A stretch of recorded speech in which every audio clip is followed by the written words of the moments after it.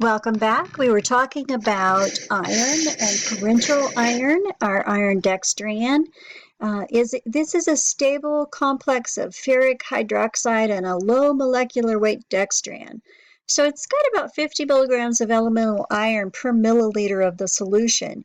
Because of this, it can cause an anaphylactic reaction, including major orthostatic hypotension and sometimes fatal anaphylaxis. So we want to watch our patient to see if they have any symptoms of lightheadedness, fever, arthralgia. Back pain is a very early indicator, maybe urticaria, bronchospasm, of course, and then this hypersensitivity reaction.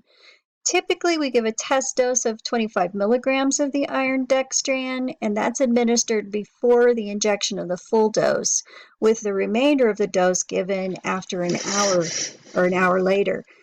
The iron dextran is actually used less frequently now. It's been replaced by some of the newer products, particularly the iron sucrose and sometimes the ferric gluconate.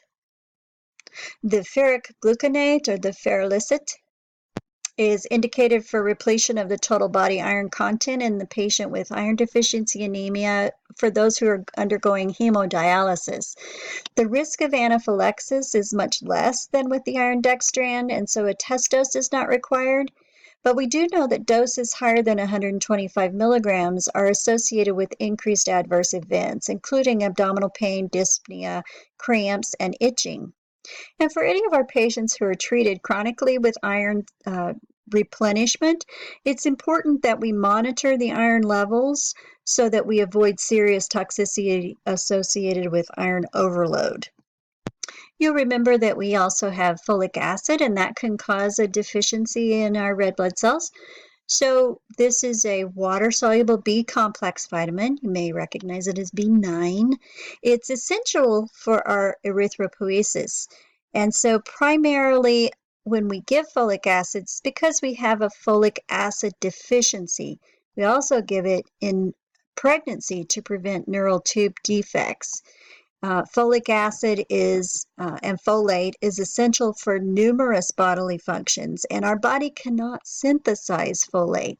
So we need that to actually synthesize DNA and to repair DNA for the methylation of DNA and to act as a cofactor in certain biological reactions.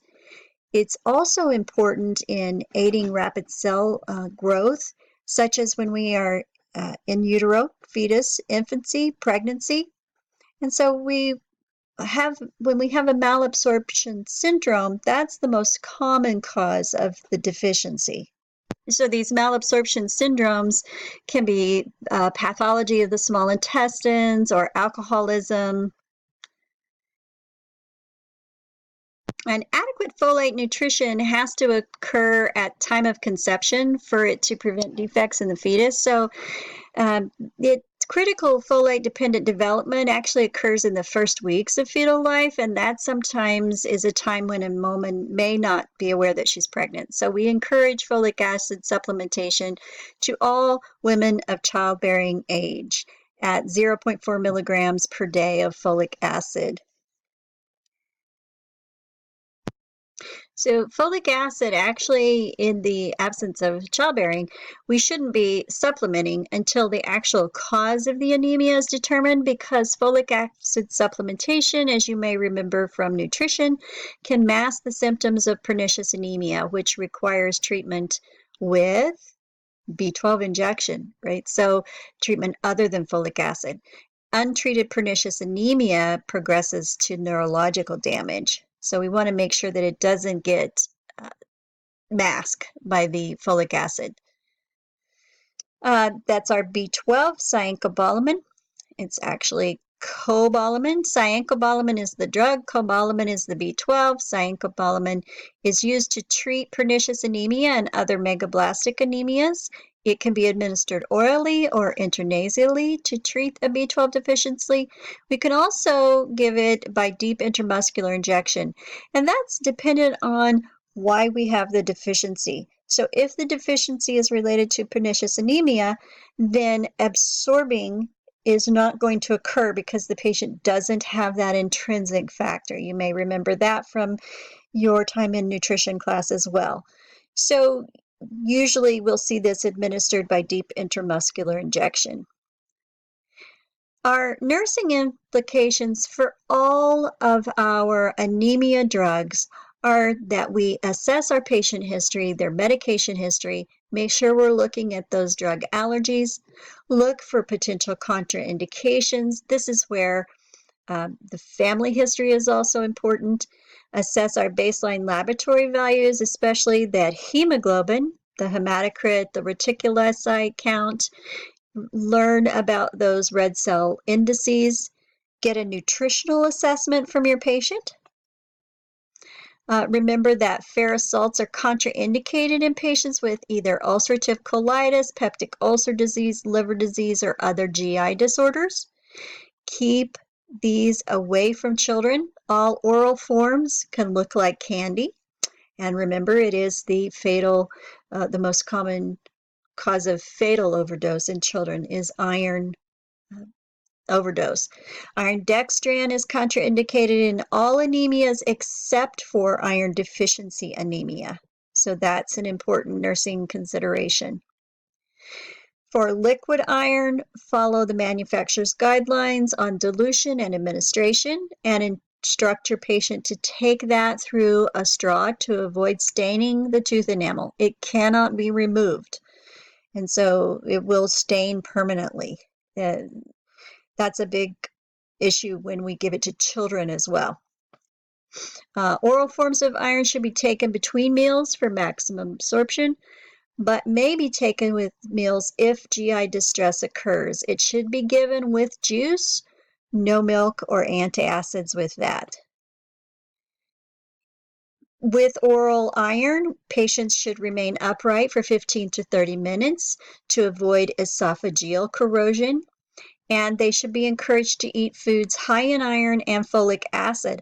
Another thing that they can do is cook their meals in cast iron. That's a strategy for increasing iron intake as well. For iron dextran, remember we're going to give a small test dose. That should be given. And then after an hour, if they have no reaction, the remainder of the dose is given. If we're giving it IM, it's a Z-track into a large muscle mass.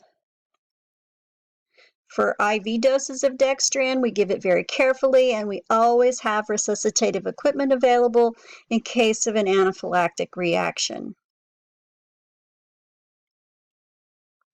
We always want to determine the cause of anemia before we administer folic acid, because we don't want to mask the symptoms of pernicious anemia. Administer our oral folic acid with food. It can be given IV and added to TPN, or our total parenteral nutrition solutions. As always, with these anemia agents, we're going to monitor for therapeutic responses, which will be improved nutritional status, increased weight, activity tolerance, the absence of fatigue. We're going to monitor for adverse effects. And with our increase in the red blood cell production, your patient's going to feel a lot better, and they're going to tell you they feel so much better because they're getting oxygen to their cells. As always, if you have questions, concerns, email me, text me, call me, post it in this discussion forum. I'll look forward to seeing you soon.